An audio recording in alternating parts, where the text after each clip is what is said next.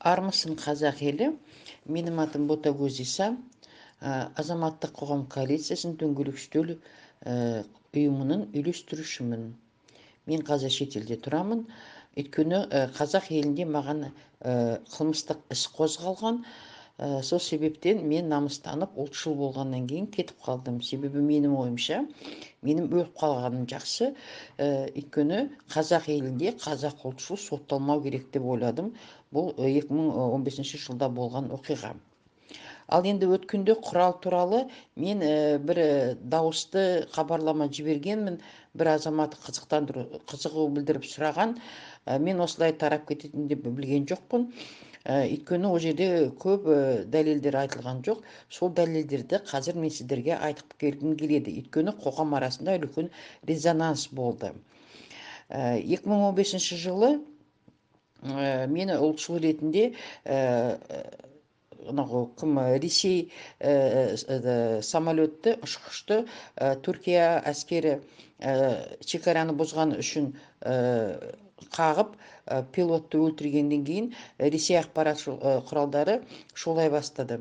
Содан кейін өзімше ұлтшылдармен жиналып біз Түркия консулдығының алдында Алматыда жиналу жоспарладық.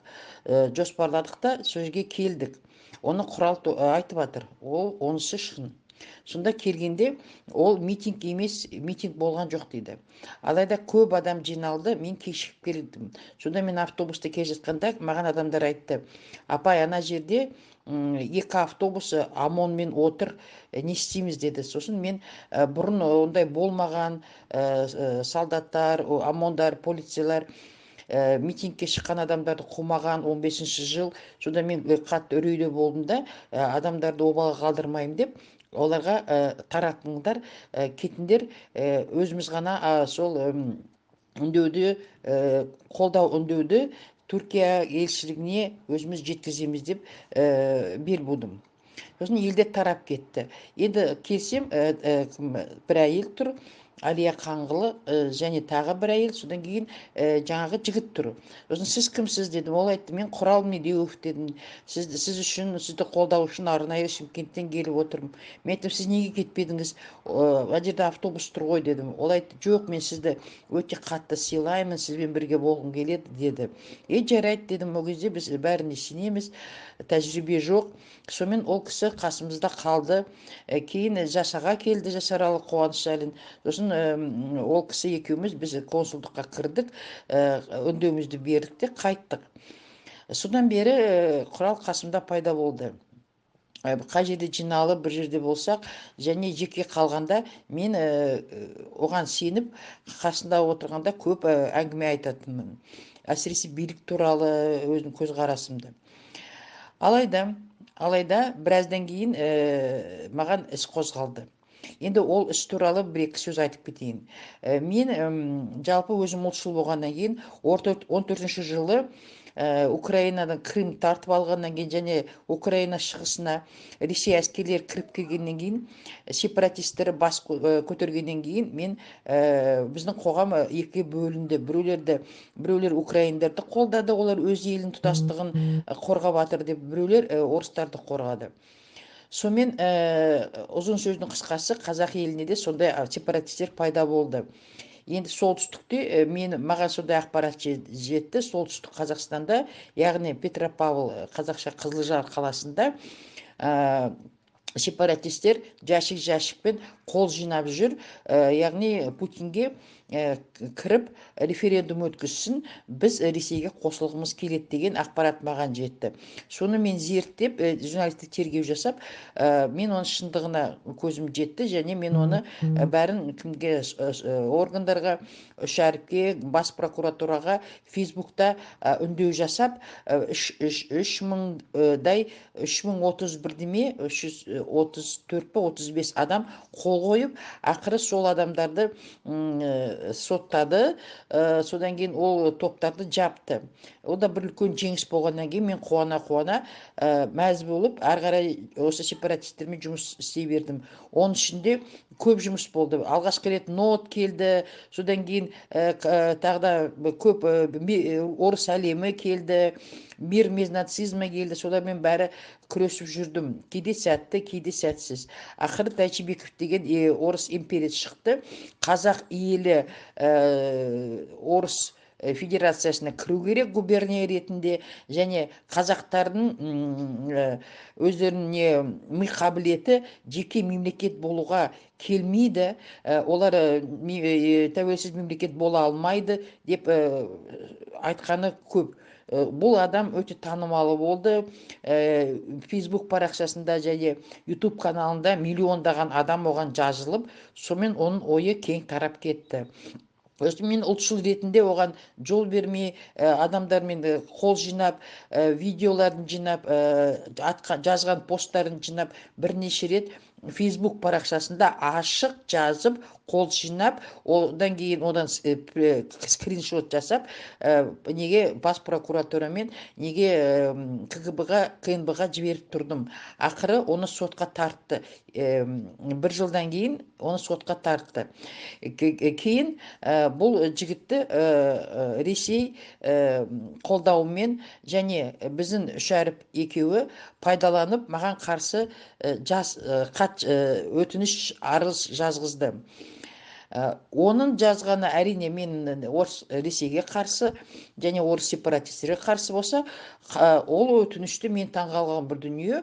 Назарбаев және елбасының басына сөз тигізді және оны қаралады, негізсіз деді, және қазақ елінде мемлекеттік переворот жасауға дайын адам және оған жетекшілік жасап жатыр, бір топпен бірге деп маған жала жапты. Сонымен 3-4 баппен маған іс ашылды. Екі жерде істі тіркеді, біреуі КНБ-де, екіншісі МВД-де, демек полицияда. Сосын менің үйімді тінту болды, одан кейін 2 суткаға мені қамады. Сонда тергеуші маған көп нәрсе айтты. Сіз Назарбаев туралы сөйтіп айтыпсыз, бүйтіп айтыпсыз, билік туралы айтыпсыз, жаңа жөндегі жағдай туралы айтыпсыз деді. Сосын мен өзім білем ғой, мен Facebook парақшамда ешқашан билік туралы ол кезде жамандық жазбағамын. Менің тақырыбым тек сепаратистер және Ресейдің ықпалы болды. Сосын таң қалдым. Сосын мен оларға айттым, сіздерде дәлел жоқ дедім. Сосын ол кісі маған былай қарады да, дәлел бар деді да. Содан кейін маған айтып берді, сіз сондай кезде сондай билікті сөйтіп айтыпсыз деп бір оқиғаны айтты. Яғни бір роддомда бір адамды, бір әйелді үйіне шығармай $200 алып келіп деп жас сәбиімен ұстап отыр екен. Сол әңгімені айтты. Сонда мен айтқанмын, ойбай, мына біздің билік шіріген, бұл не деген сұмдық, күйеуі шырылдап ақша іздеп жүр қарызға, баласын мен әйелін роддомнан шығара алмай жатыр деп айтқаным бар. Содан кейін тағы жан өзенеге болған туралы айтқан өз пікірім бар. Онда мен айтқанмын, халыққа қалай олардың дәті барды, қол көтеруге, қан төгіске, бұл масқара, бұны соттау керек бұлардың бәрін деп мен айтқаным бар. Сосын оның бәрін тергеуші маған соның бәрін айтып берді. Сосын мен таң қалдым, бұл қайдан біледі? Себебі мен ешқандай жерде жазған жоқпын. Содан кейін 2 сутка қамалғаннан кейін әрине ойлануға көп уақыт болды, салыстырдым, анализ жасадым, кімде қай жерде мен бұндай нәрсені жаздым, айттым дегенде. Енді ұзын ойдан кейін мен бір шешімге ғана келдім. Бұл әңгімені бәрін мен құрал қасымда болғанда, жалғыз құрал қасымда болғанда мен оны айтқанмын. Демек ол соның бәрін жеткізген. Енді тергеуші дәлел бар дегенде, немесе оны алып береді, немесе куәгер ретінде, немесе ол менің айтқанымды диктофонға жазып отырды деп ойладым. Сонда шешімге келдім. Содан кейін әрине мені түнгі 2-де мен шығарды, таңертеңгі тағы 9-да сен жындыханаға сараптамаға жатасың деді. Сосын бірақ киіміңді дайындап, жуынып кел деп мені үйге жіберді түнгі 2-де. Бірақ таңғы 6-да мен уже самолетта отырып, балам екеуім кетіп қалдым елден. Сол ұзын сөздің қысқасы, құрметті азаматтар, міне осындай информаторлар дейді, сексоттар дейді. Бұны бұрында билік өте жиі үнемі нететін пайдаланатын. Бұның тарихы Совет одағынан кезінен келеді. Совет одағы кезінде әрбір о кезде бандалар бар, ұрылар бар. Солардың арасына өздерін милиция өздерінің адамдарын сіңітіп, немесе солардың арасындағы адамдарды жалға алатын. Наркоман болса наркотигін беріп береді, араққа құмар болса арағын береді, болмаса ақшасын беріп тұрады. Және олармен ешқашан полицияда кездеспейді. Тек сыртта, кафеде, тағы көшеде, паркте кездеседі де солардың ақпарат алып болады. Демек, олар әрбір бандада, ұрылардың арасында қандай әңгіме бар, жоспарлары қандай, соның бәрін біліп отыру керек. Және де КГБ ше, ол қалай жұмыс істеді? Әрбір үлкен ұйымдарда, завод, фабрикаларда, институт, университетте да онда информаторларда істеді. Оларды штаттан тыс қызметкері деп саналды. Олар қаражат алып отыратын кәдімгідей еңбекақы. Олар сонда ұйымдарда кім не деп жатыр, Совет одағын жамандап жатыр ма, коммунистік партия туралы не айтып жатыр, Америка туралы не айтып жатыр деп сол кезде бәрін бақылап отыратын. Ал енді бүгінгі кезде бұл жағдай өзін жалғасын алды. Жақында ғана өздеріңіз естіген шығарсыздар, оқыған шығарсыздар, телеграм канал дөңгелек үстел деген бар. Ағылшын әріппен алсаңыздар, сонда көп ақпарат жазылады. Сол дөңгелек үстел телеграм каналында сондай ақпаратны жарияладым. Француз журналист өз тергеуін жасап бір неге жаңалық ашты. Қазақстан елінде 2000 адам прослушкада тұр екен.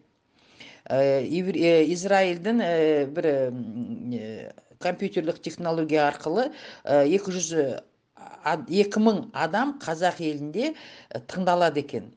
Яғни Кәрім Мәсімов олардың бәрін бақылап тыңдап отырады екен. Ол тыңдайтын адамдардың ішінде қазіргі президент Тоқаев, қазіргі Алматы қаласының әкімі Сағынтаев және белгілі құқық қорғаушы Бақытжан Төрегожин тағы көп лауазымды билікте отырған адамдар бар. Ал енді өздеріңіз ойлаңызшы, олар билікте отырып, бірге жұмыс істеп атып, өз бір-біріне сенбей атса, азаматтық қоғамды олар қалай бақылайды? Өйткені азаматтық қоғам басқаларға қарағанда өз ойын, өз наразылығын ашық білдіріп, митингке шығып жүрген адамдар. Әрине, олар өздеріне бір-бірін тыңдап, бір-бірін бақылап жүргенде, әрине азаматтық қоғамды олар білуге өзі міндетті. Өйткені олар халықтан өте қорқады. Сондайдың арасына, сондайды халықтың бақылау үшін, азаматтық қоғамның кімнің кім екенін білу, кім не деп айтқанын білу үшін әрине осы адамдарды олар жалдайды. Оның ішінде мысалы жаңағы Құрал Сейтханұлы Медеуов деген бар. Бұл кісінің әрине түрме десе түрмеге барады, 15 өткеге десе 15 өткеге қамалады. Билікті жамандайды, өйткені ол оның жұмысы. Мысалы, ол азаматтармен бірге 15 өткеге қамалса, бірге отырып, бірге қара шайын, қара нанын жеп, сенімге кіріп, аңдып отырады. Кім не деді, кімнің қандай қауіпі бар, кім идейный, кім адасып келді, кім жай елге еріп келді дегендей бәріне сипаттама беріп жеткізіп тұрады. Содан кейін WhatsApp чаттарда отырып, кімнің не айтқанын, қалай айтқанын, кімнің қандай қаупі бар, кім қауіпсіз, бәріне сол мінездеме беріп жеткізетін осындай адамдар бар. Оның ішінде нақты мен білетін Сейтхан Медеуов Құрал. Сол енді тағы да айтайын дегенім, билік қазақ халқының және белсенділерін өте қатты қорқады. Өйткені біледі, өздерінің ұрлық жасап атқан, жемқорлыққа батқан және халықтың наразылығы жоғары деңгейде екенін біледі. Сол себептен олар бәрін бақылап, біліп отыру керек. Сол үшін жаңағы Құрал сияқты арсыз адамдарды пайдаланады. сол ондайды жалдайды. Мысалы, сол 15-16 жылдары маған да қарсы, о кезде WhatsApp деген жоқ, Facebook алаңында фейк аккаунттан бері мен туралы түрлі жаман ақпарат жазған. Оларды әрине ақшаға жалдап мені қаралау үшін оларды ұйымдастырған. Алайда менің тек қана жазығым сол орыс сепаратистермен күресу, және менің елімнің, өз елімнің тұтастығын ата бабам аманат етіп қалдырған жерімді сақтап алу. Сол ғана менің ниетім. Және қазақ елінде тек қазақ тілі мемлекеттік тіл болу туралы. Соны мен айтқанмын. Алайда олар мені Украинадағы ұлтшылдар сияқты мені фашист деді, орыстарды қысып жатыр деді, нацист деді, түрлі қаралап, және де жеке өмірімнен бірнеше ертегілер алып әңгіме қылып соны айтқаны бар. Әрине бұл бәрі жалданған ақпараттық маған деген соғыс.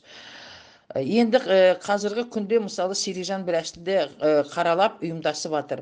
Бұл кісі еңбегі өте зор. Сонда ең өкінішті жағдай, шетелдіктер Америка құрама штаттарында конгресте және біріккен ұлттар ұйымында бұл кісіні қатты сыйлайды, абыройы беделі өте жоғары. Ал енді біздің қазақ елінде осында отырып алған төмен әңгімені айтып отырады. Алайда бұл жеке пікірлері емес, бұларға мәтінді, тексті бәрін айтып қояды да, бұлардың мақсаты Серікжанның абыройын түсіру, беделін түсіру. Бірақ алайда ел ақымақ емес, сын көзімен бәріне қарайды, ақпараттарды салыстырады, кім не істеп жатқанын, кім не қойғанын бәрін біліп отырады. Өйткені былай айтқанда Facebook дегеніңіз өте ашық дүние, кімнің кім екенін бәрін біліп отыруға болады. Сол енді, құрметті достар, тағы да айтаймын, ақпараттық соғыстың құрбандары болмаңыз, қасыңыздағы адамдарға мұқият қараңыздар. Әрине, менің арманым қазақ елі тұтас болып, және азаматтары бір ауыздан өз наразылығын билікке білдіріп, бір ауыздан осы билікті кетіріп, демократиялық ел орнатса деймін. Өйткені мен де елді сағынамын, елге қайтқым келеді. Қазағымнан ыстық адам жоқ, қазақ елінен артық жер жоқ. Қандай бір дамыған мемлекетте тұрсам да, оны мен бұрын да білдім, қазір да одан сайын менің жүрегім ауырып, қатты сағынамын. Бірақ сондай жолға, азаматтық белсенділік жолға түскен адамдар сақ болу керек. Сондай шпиондарға, жаңа құрал сияқты адамдарға жем болмаңдар. Бәр WhatsApp чаттардан шығарып тастаңдар, бұғаттап тастаңдар, аулақ жүріңдер. Сонда ол өз несін арам ақшасына қол тимей қалады. Сол, құрметті азаматтар, ізгі ниетпен Ботагөз Иса, қазірда қосымша маған жабылған өтінішті жіберемін. Ол интернет парақшада бар, Google-да бар. Аман болыңыздар, бар болыңыздар, қуатты болыңыздар, абай болыңыздар. Қасындағы адамдарды арнайы сатқын билік жіберіп отқан осындай арамзаларды шығарып тастап, маңайларыңызға жуытпаңыздар, жем болмаңыздар, құрбан болмаңыздар. Сіздер әлі елге керексіздер. Сіздер қазақ елінің бүгінгі күнгі элитасыздар. Өйткені сіздер өздеріңіз жеке мәселелеріңіз емес, жеке құқықтарыңыз емес. Сіздер қазір қазақ елі, қазақ халқының атынан сөйлеп жатсыздар. Қазақ халқының атынан митингтерге шығып жатсыздар.